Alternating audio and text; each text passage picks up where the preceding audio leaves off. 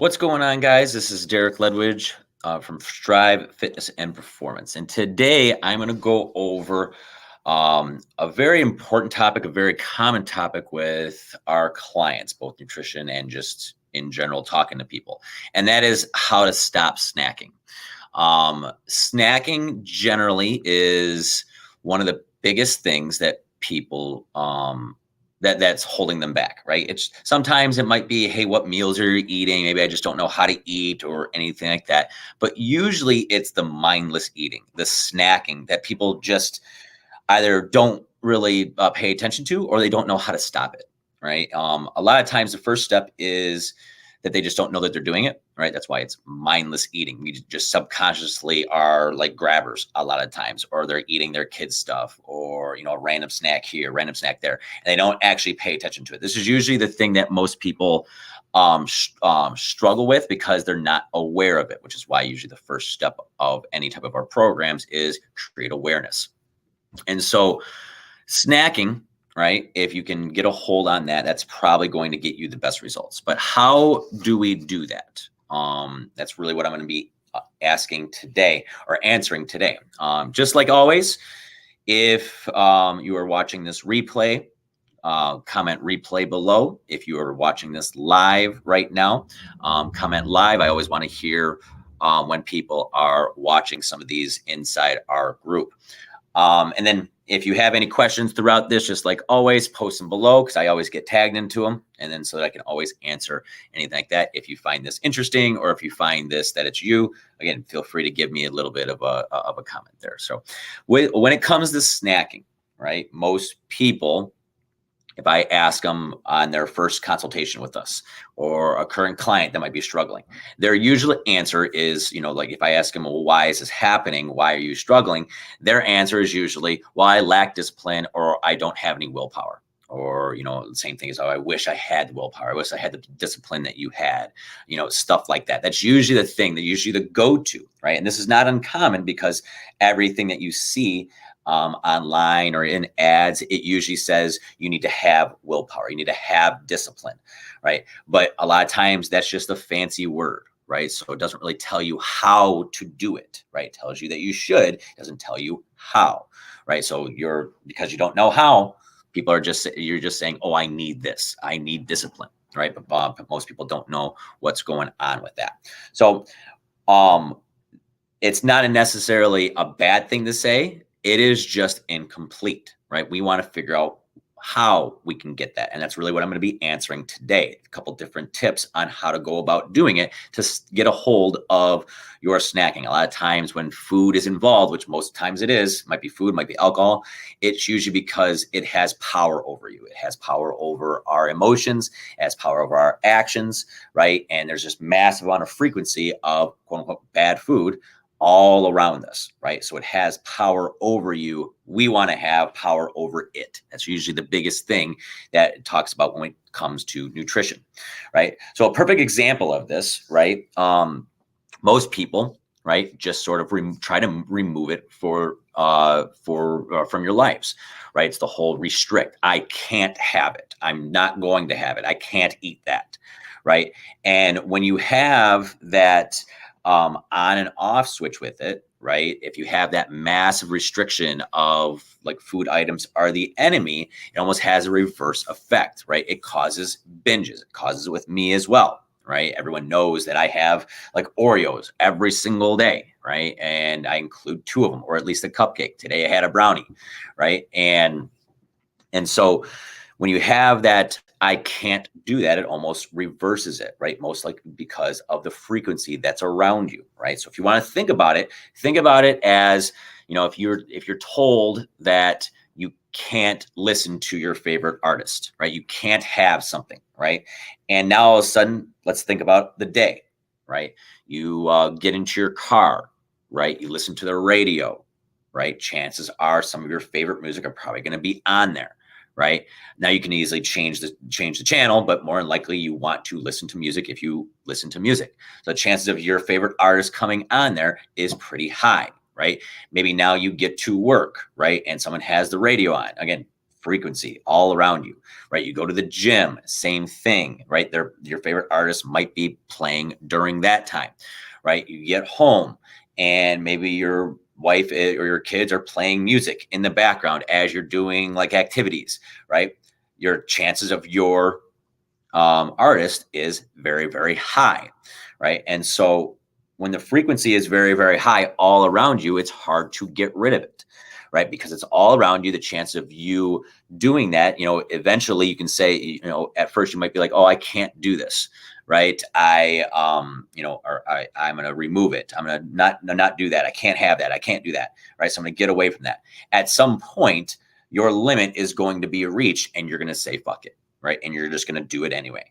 Right. It's a failure. It's too much.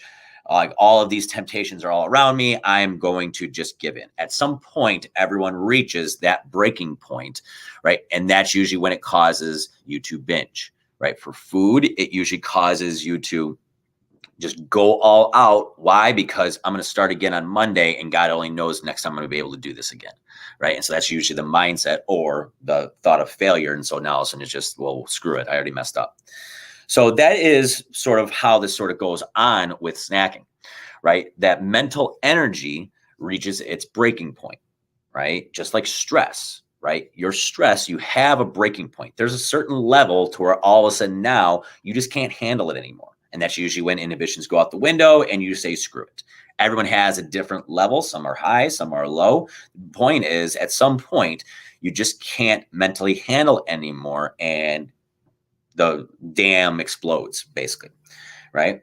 And so that's going to be the biggest thing that we want to avoid. So how do we avoid this? How do we stop snacking, right? There's two different ways you can go about doing this. Reduce the frequency, which is the most common, and then remove rules, which most people don't do. They put in rules as opposed to remove them, right? Reducing frequency is the typical change your environment, right? If it's so many around you, you're going to end up failing it eventually, right? And so reducing the frequency would be changing the environment. It's going to be, if you're snacking at work, don't have a snack at your drawer, right? Have it somewhere else. You might still have it, but have it somewhere else, right? At home.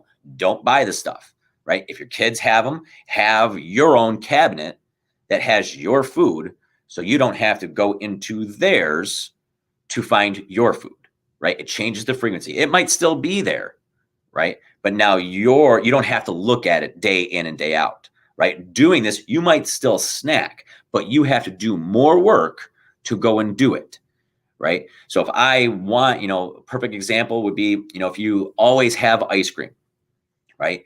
Maybe you don't buy ice cream, right, at the grocery store, but now you want ice cream, so you have to physically go get the ice cream, right? Sample size, come back and eat it, right? You can still have it, but it takes more work to do it, right? Eventually, you're just going, not eventually, right away, you're just going to be eating it less, right? And eventually it's going to be less and less and less, and all of a sudden you just don't have it anymore, right? And then it's just more of an event as opposed to a common day occurrence, right? So that's how you change the frequency, right? We are mindless eaters. So if it's in front of us, we're just subconsciously going to start eating it if it's in front of us, right? It's the same thing as, not having a candy drawer, right? Or not having it on the counter, right? Having fresh fruit on the counter, right? And now all of a sudden it's easier to do that. It's harder to grab the bad stuff that you're going to overdo, right? And so we want to reduce the frequency. That's usually the most common thing anytime someone starts a diet, stuff like that. The second one, or the first one, is more the short term, right? And for short-term results. The second one is more of the long term, because eventually you're going to have these things, right? Eventually you're always going to have it, right? If you put rules on there that you can't do that, when it does happen, you end up failing in the long run, because then you end up going to fuck it zone, right? You might reduce the frequency, right? But eventually you are going to do that, right? This is the whole owning your shit scenario. If you have bad body image issues, eventually you're going to feel like shit the way you look, right? It's never going to go away. It's always there. You might look better. You might feel better about yourself, but eventually at some point it's going to come back again, right? And how are you going to handle it, right? This is the owning your shit thing, right? Eventually I'm going to have ice cream, right? I have a big time sweet tooth and stuff like that. So if I restrict it, eventually I'm going to have it.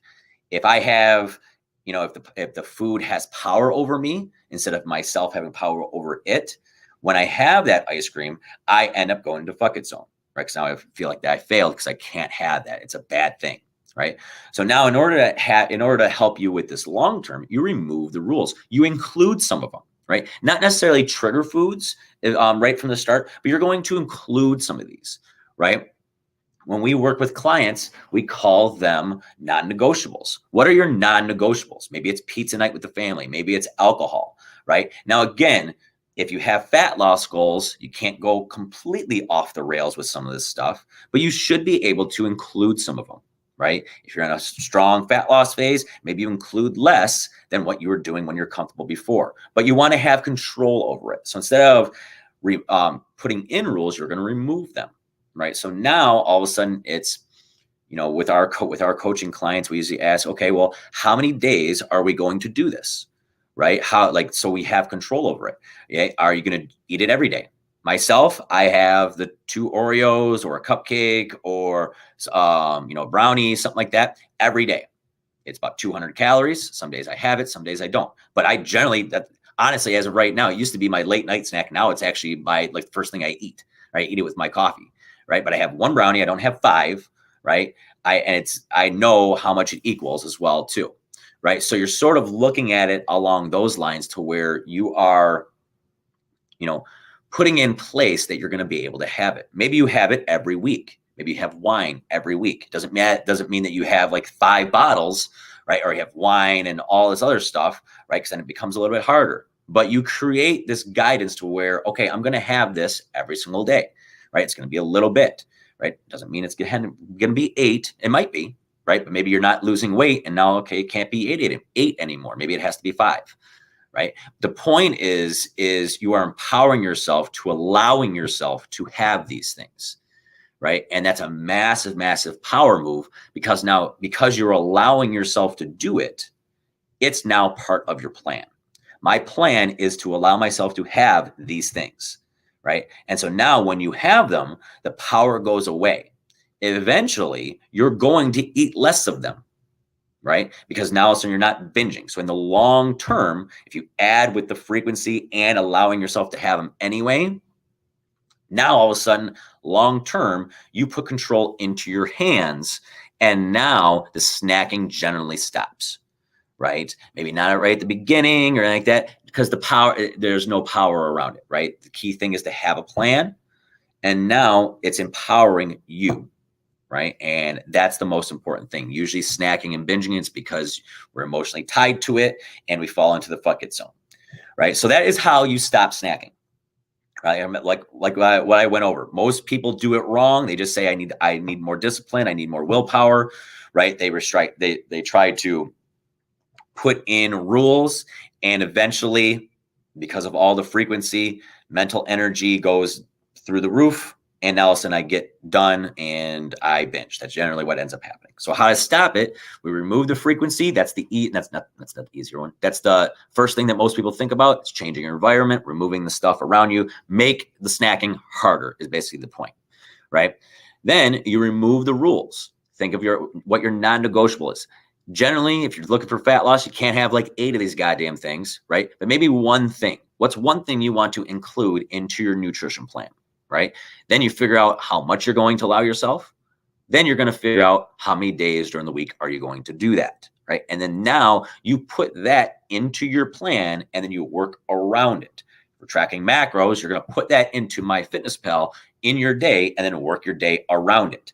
Right. And that's how you consistently get results, by including snacks. Right. You put it in first, just like if you were planning and dinner's the shittiest dinner, I'm going to put that in first, figure that out first, and then work around the easy stuff around it.